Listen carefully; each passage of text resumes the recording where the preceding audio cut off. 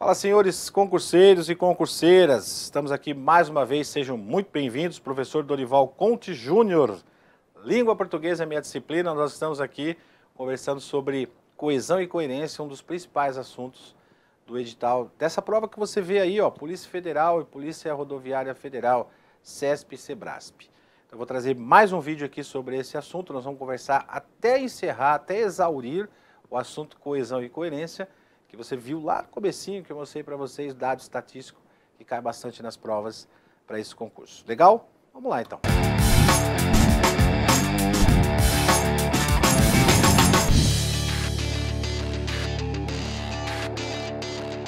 Fala, pessoal. Antes de mais nada, deixa o like aqui no nosso vídeo, inscreva-se aqui no nosso canal e não se esqueça de ativar o sininho aqui para você receber todas as nossas notificações. Lembrando que todos os dias, às 22 horas, nós temos vídeo novo aqui da série Português para os concursos da PF e PRF, aqui no canal da Nova.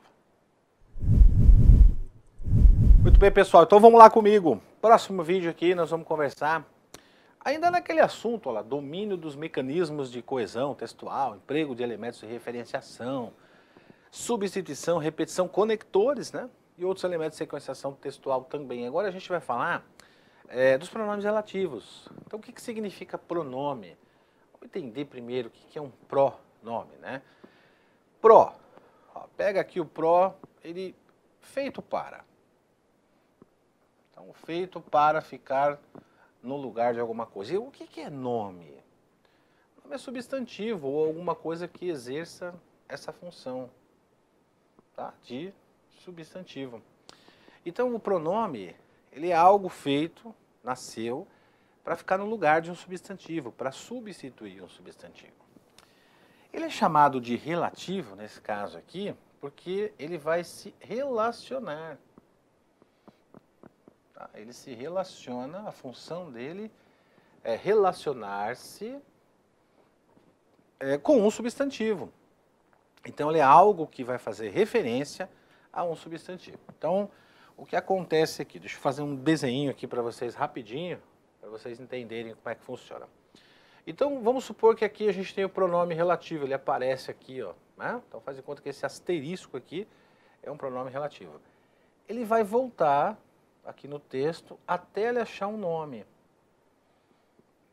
É um nome a qual ele faz referência. Esse nome é o substantivo, ele vai se referir a esse nome aí, tá? Então, vamos imaginar que a gente tem um PR aqui, né, que é o pronome relativo, e aqui a gente tem um subs. Então, o pronome relativo ele vem para cá, olha para esse substantivo, joga dentro dele e dá continuidade na oração aqui, ó. Por isso que ele é um elemento conector também.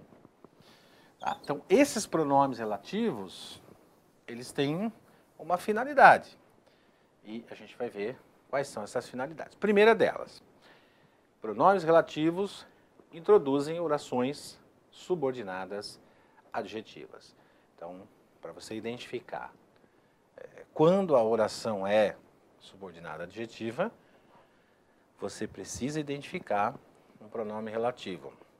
Eu sempre comento com os alunos, impossível achar uma oração subordinada adjetiva sem conhecer um pronome relativo. Então, por isso que a gente precisa reconhecer esses pronomes. A gramática criou a oração subordinada adjetiva explicativa. Então, ela começa com o pronome relativo, né, porque o pronome relativo introduz, né, a oração aqui, né, subordinada adjetiva, e ela é explicativa que vem o sentido dela. E aí a gente vai ver como é que vai funcionar isso, por que ela é explicativa, qual a função dessa explicativa. E temos a restritiva, ou as restritivas. Essas são as duas classificações das orações subordinadas adjetivas. Então vamos lá. Pontapé inicial. Eu preciso saber se a oração é subordinada adjetiva, explicativa ou restritiva. Por onde eu começo? Não tem jeito, eu preciso identificar um pronome relativo. Então o pronome relativo ele é a palavra-chave. Vamos chamar de palavra-chave. É aquela palavra que vai dizer para você assim, olha, você está diante de uma oração subordinada adjetiva. Como é que eu sei que ela é explicativa? Ela tem o uso da pontuação. Como é que eu sei que ela é restritiva? Ela não tem o uso da pontuação. Então, isso que você vê na tela de vocês aí nesse slide é um esboço do que eu tenho que saber. Inicialmente, claro que a gente vai colocar isso por meio de frases, de exemplos depois, mas primeiro eu preciso ter noção de como funciona. Eu estou montando aqui com vocês o alicerce, né? É o pontapé inicial realmente, a gente não consegue montar um telhado sem montar o alicerce da casa. Esse aqui é o alicerce. Vamos para frente? Pronomes relativos, então, ó, nós temos alguns pronomes relativos que a gramática criou. Opa, eu já tenho onde me apegar, então, olha, são palavras-chave. Palavra que, quando eu puder substituir por o qual ou a qual, os quais ou as quais, vai ser um pronome relativo. Pronome quem se refere à pessoa física. Pronome onde, que eu posso substituir por em que, nós vamos ver que tem sentido de lugar, de espaço físico. Pronome cujo ou cujas também tem característica ideal para ser usado dentro de um contexto. Quanto ou quantos, quanto ou quantas também podem ser pronomes relativos. O que eu quero dizer para vocês é o seguinte, gente. Isso que você vê na sua tela agora, aqui, ó, são elementos de conexão, são elementos conectores. Fazem parte lá de coesão e coerência, que está lá no nosso dado estatístico que eu trouxe para vocês, ó, coesão. Elementos conectores. Por que conectores? Porque eles são elementos que conectam alguma coisa dentro do texto. E além disso, eles são elementos que vão introduzir a tal da oração subordinada adjetiva. Então, resumindo, para conhecer uma oração subordinada adjetiva, eu preciso conhecer um pronome relativo. Esses são os pronomes relativos. Sim, é claro que preciso ter contexto, porque, por exemplo, ó, a palavra que, por exemplo, aqui, ó, ela pode ser um pronome relativo, mas ela pode ser uma conjunção também. Então, a gente vai precisar de um contexto. Né? Claro que eu vou trazer para vocês exemplos depois, mas aquilo que eu disse, estamos montando aqui o nosso alicerce. Então, espera um pouquinho, a palavra que é uma palavra perigosa. Perigosa por quê? Porque eu preciso identificar dentro do contexto, porque ela tem mais de uma função. Ela pode ser um pronome relativo, mas ela pode ser outra coisa também. A palavra quem. A palavra quem pode ser um pronome relativo, aqui, ó. Mas ela também pode ser um pronome interrogativo, por exemplo. Como é que eu vou saber? Vai depender de um contexto. Não são muito questionados esses exemplos aqui que eu estou citando para vocês, né? Por exemplo, a palavra quem como pronome interrogativo. A palavra onde, ela pode ser um advérbio, a palavra onde pode ser um pronome interrogativo, um advérbio interrogativo, inclusive. Mas aí é mais fácil de identificar porque vai aparecer.